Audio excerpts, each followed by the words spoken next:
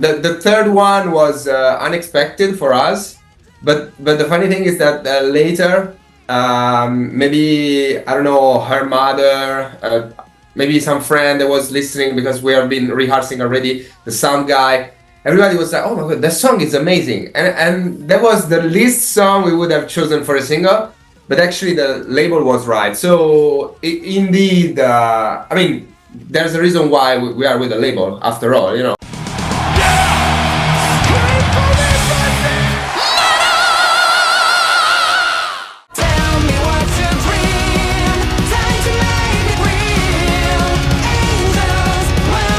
Giada and Federico, thank you so much for your time today. Well, as we're talking, we're still 2 months away from the release of the album. So how are you feeling right now? We are very excited because, you know, in this month before the releasing, we are doing a lot of things. We are very busy. And, you know, the excitement is growing day by day. We will have a lot of concerts from now on. And yes, it's a really, really good time for us. Yeah, also tiring as well. Yeah, I bet. Yeah, now all the annoying administration has to happen before the album can come out.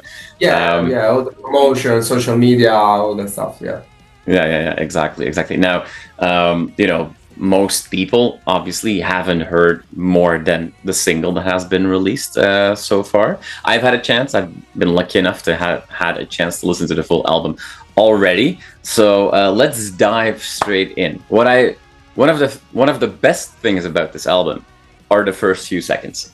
We're not wasting time with long intros and building up. No, you guys have 3 guitar players now, and you let us know in the first few seconds because we get a triple axe attack from the get-go. Was that a bit of a conscious decision? Was it something that you talked about, like, hey, we just want to make a statement straight away and show this is who we are right now? Yes, absolutely. Yes, that song, you're talking about the song War Hearts, you know. Exactly, yes. Self-titled, yeah. And also I mean, we did that on purpose. The guitar solos, the solo section, the first one actually features our new guitar player, Alessia, because that was also a way to introduce her. So if you think about it, that song, I mean, War Heart specifically, is very similar in the structure to our songs like Never Ending or Far Beyond. So our typical openers, and starts with the dual guitar leads as usual, but then you can listen halfway to the song that there are more guitars there, and yeah, there was also a way to introduce our new guitar player, a new setup, so to speak. So that was conscious. Yes.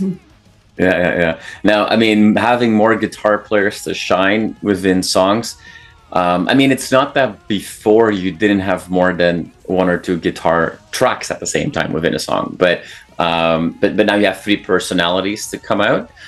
Is that, especially when we then have Giada to bring the vocals as well, was that a notable different way of writing when you have to make room within a song for more people in the spotlight? Did you feel that there was a little bit of a different muscle for you guys to develop?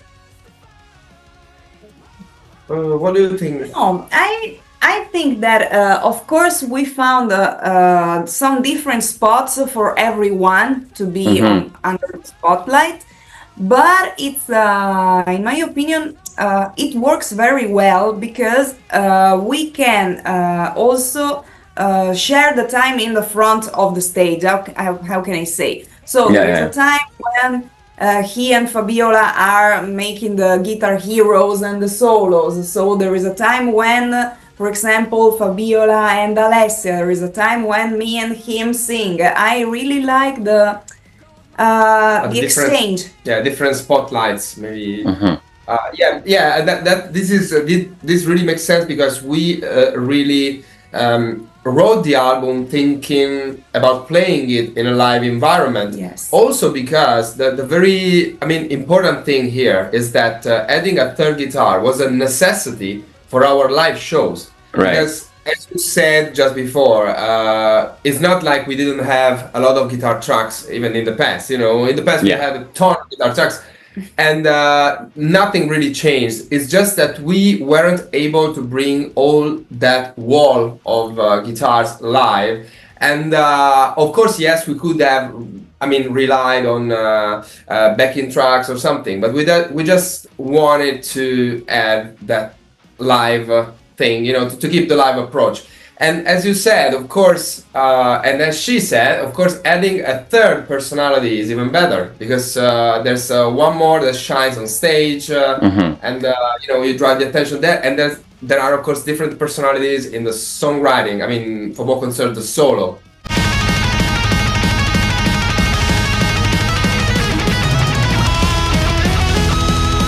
Alessia joined roughly a year ago, and you Yes. have obviously played shows already with her. You guys were on tour with UDO. I think it was February, if I'm not mistaken. Having it's before the same person would have in the studio played multiple tracks. Now you have a third person with a different perspective, with a different way of playing these songs on live shows. Have you noticed, like, are there specific songs in your catalog that have kind of changed quite a bit or different than you would have expected by adding her on stage? You mean old songs? Older songs that you have, like, that you now can play the way that you initially intended to, but initially you didn't write those songs with her playing in mind, right? So that must have been somewhat of an interesting discovery. Absolutely. Yes, we even rearranged songs. For for example, we added some tracks in some songs to add, you know, triple guitar harmonization. And yes, of course, we rearranged all the songs with her coming. Of course, there is that occasional song where she's playing the rhythm, of course, because the rhythm is important and it has always to stay there because, you know, it's the beef of the sound. But yeah, we actually rearranged all the old songs and now they sound totally different live. And of course, a die-hard fan is going to notice that. Right. Maybe a random person not, of course, because it, you know, yeah.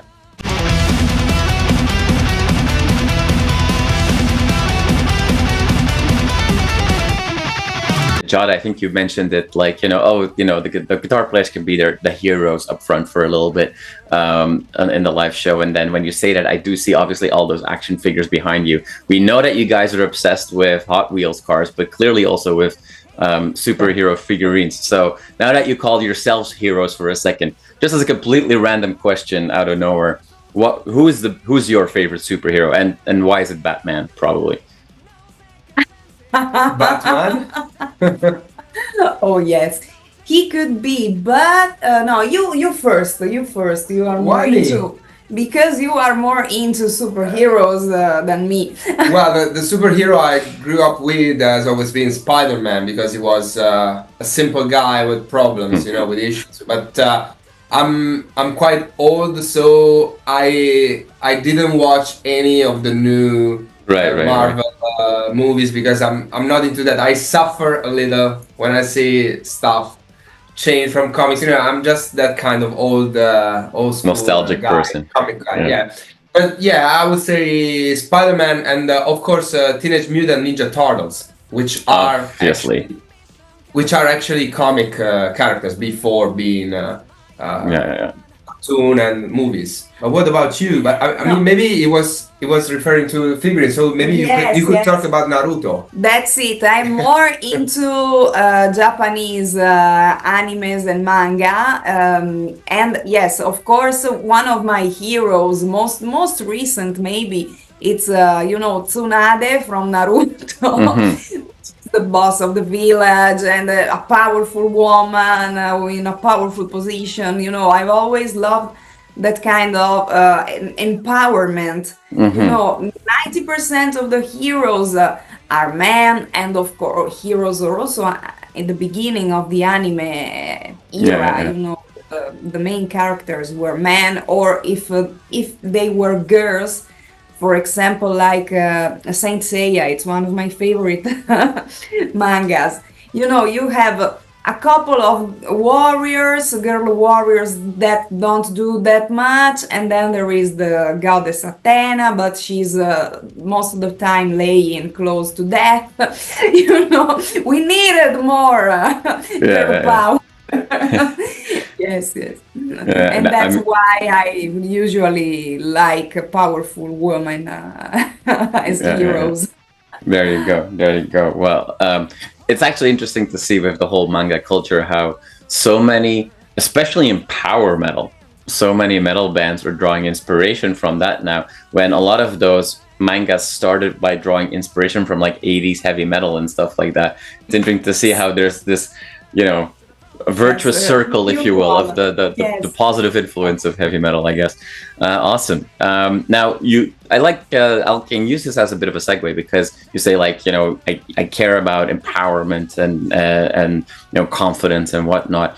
Those are themes that are throughout this album. Now, I know that obviously we have the backstory and the lore of the band with the Tyrant and Daughters of the Wind, but if we forget about the overarching story, if you will, there are those themes of empowerment coming through one by one,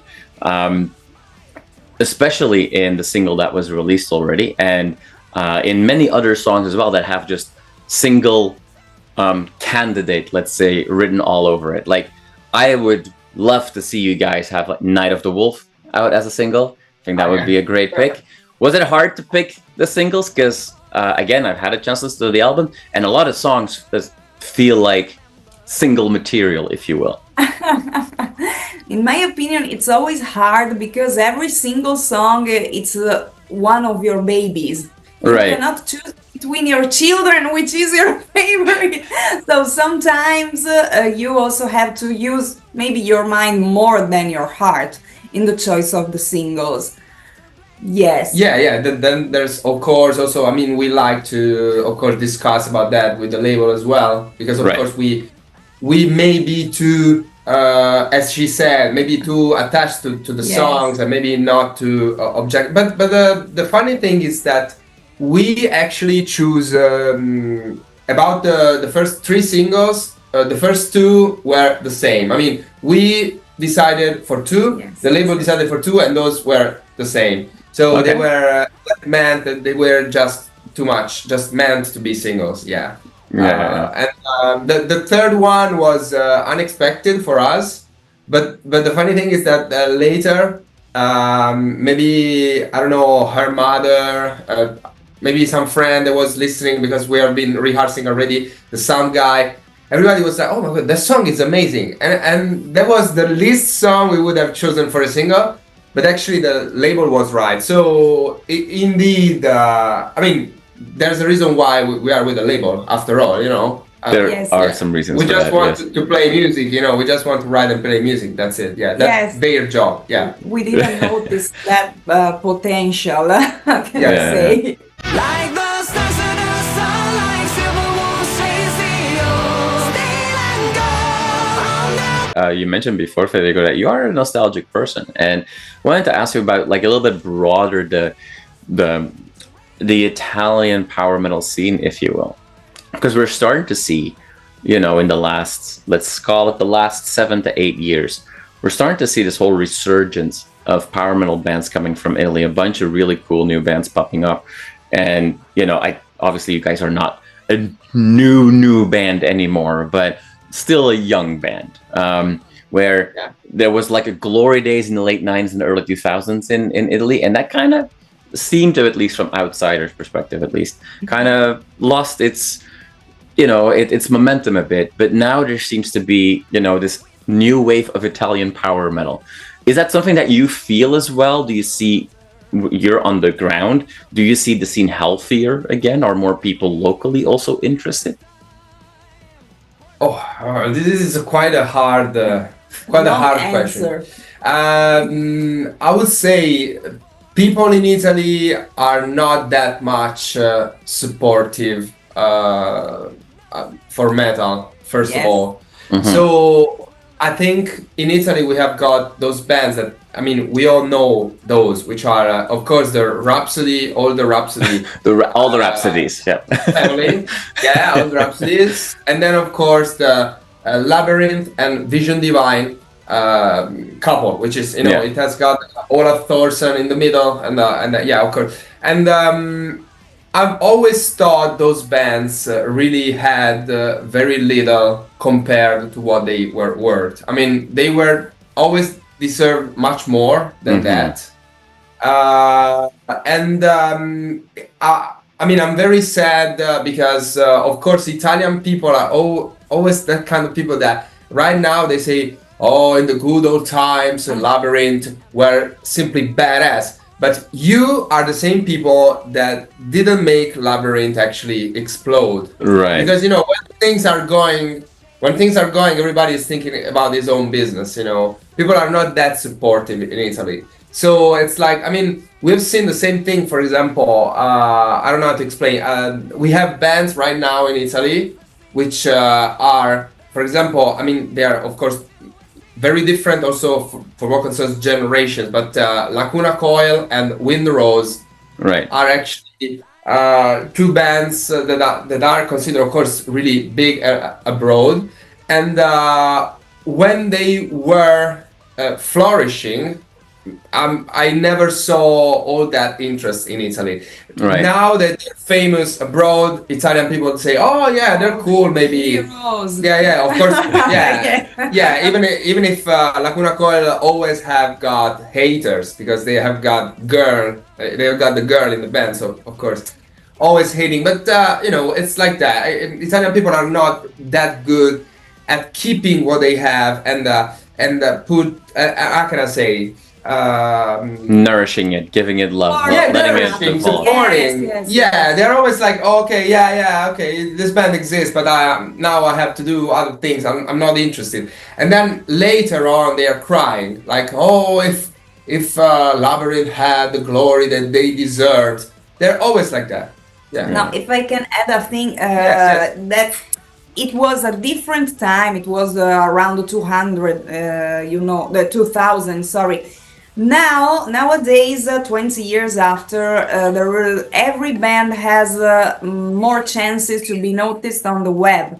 That's what it's really different from that time, in my opinion. So also the people, I think, are more interested in having a band because they can also work, they can do something by themselves.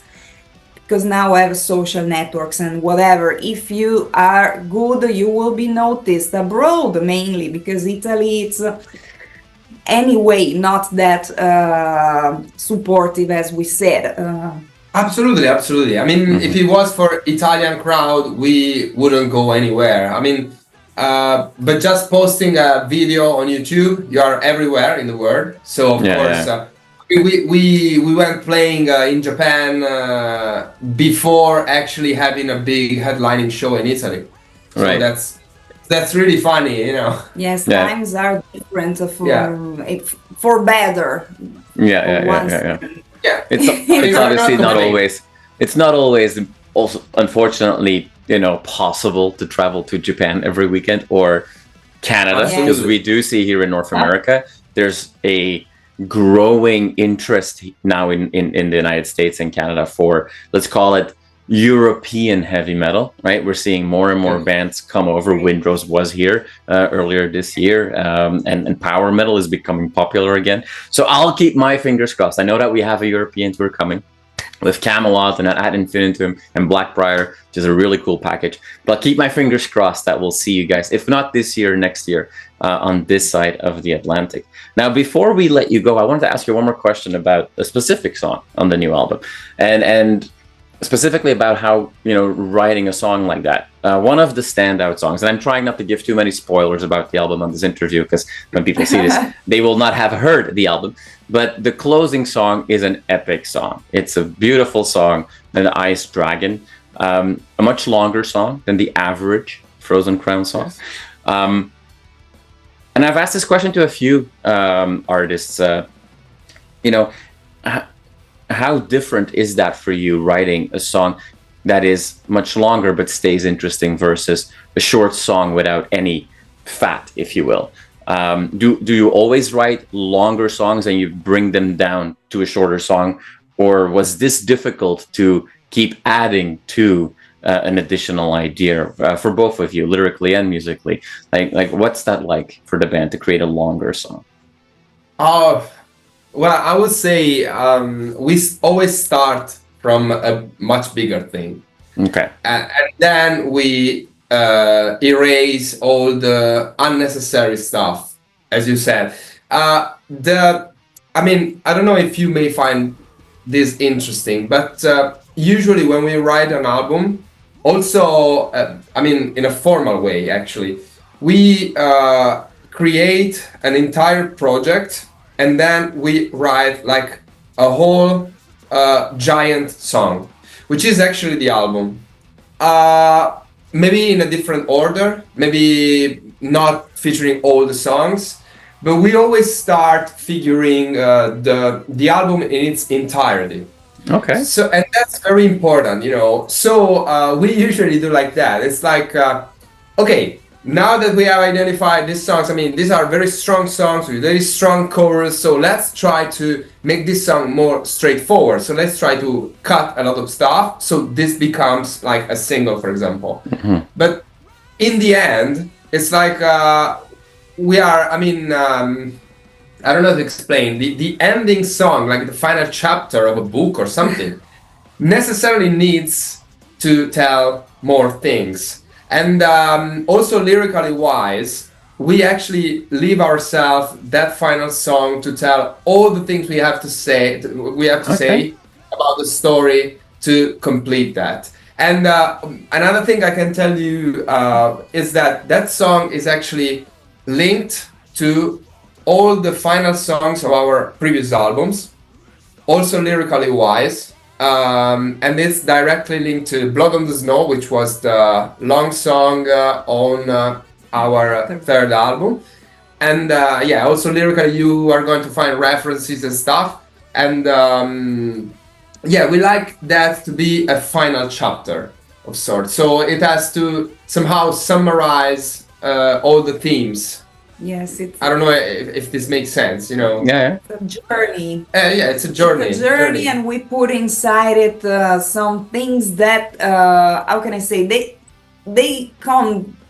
How can I say? My example is, you know, from in this song or Blood on the Snow, you know, we contributed by thinking on what we really wanted to say, even if it was different, darker. It's another. It's linked to everything. Those songs are linked to everything, but in another way. We put out also something different. We say things sometimes in a different way. Yeah, it's the song recaps the whole album, but with a slightly different perspective, maybe. Absolutely, yes.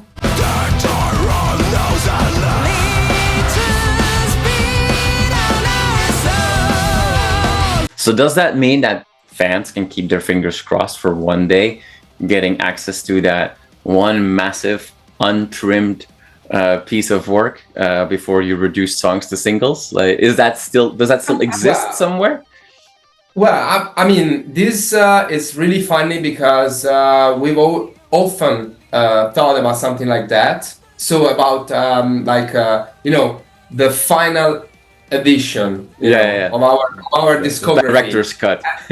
yeah, exactly, the director's cut. And also another interesting thing for me would be to actually gather together all the longest song to make that whole song, and so that people could realize they are actually linked together. I mean, there's also in this actual song, which is Ice Dragon, there's also a part that, you know, where the melody takes the same melody from one song from our second album. It's like, you know, we are how do you say, self-referential? No. Yeah.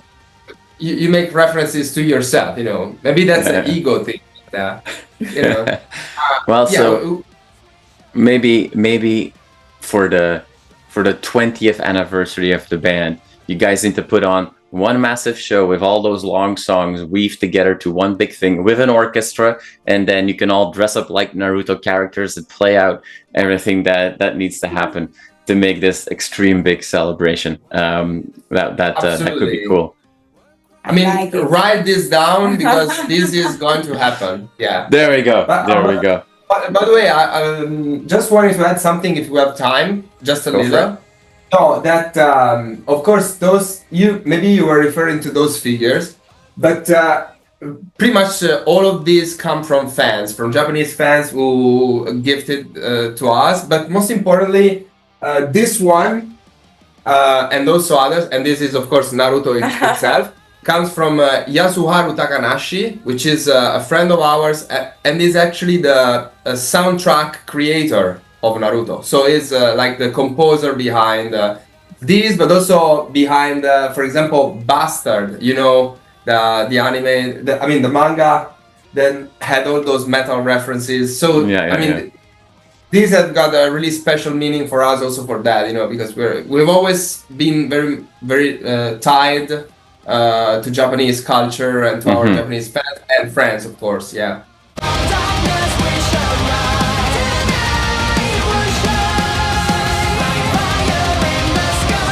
Well, the fans now know what to do when they come to the VIP meet and greets when you go back on tour, and just meet you at the merch booth with present the band with a special token that represents the show or where you're from, whether it's an action figure, a Hot Wheel, or something else. Let's make sure that Federico and Giada need a bigger place to store all the memorabilia of their fans. Guys, thank you so much for your time today. I really appreciate it, especially a little earlier in the cycle. It's still a little bit of a wait for everybody until the album will be here. But once it is, you'll be on tour. And I have a feeling that, that tour is going to be over. And then it's next year. And I think 2025 is going to be even busier for you guys. So that's exciting to see. Thank you so much for your time. I really appreciate it. Thank you very much. It's been a pleasure for us. And I hope to meet you in person in Canada sooner or later. Absolutely. Absolutely.